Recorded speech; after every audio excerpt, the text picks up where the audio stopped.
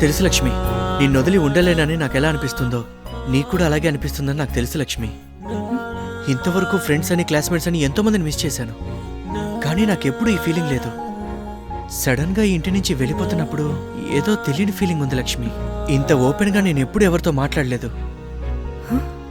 ఇంత తొందరగా నేను ఏ విషయం కూడా డిసైడ్ చేయలేదు. నేను నీకు స్ట్రైట్గా చెప్పేస్తున్నాను. నిన్ను హలో, ఇదిగో మీ ఛార్జర్.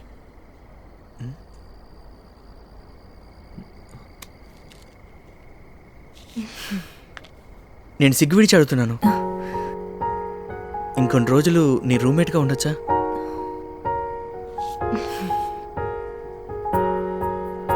రేపు కమలా అంటే ఇంట్లో ఉండలేదు.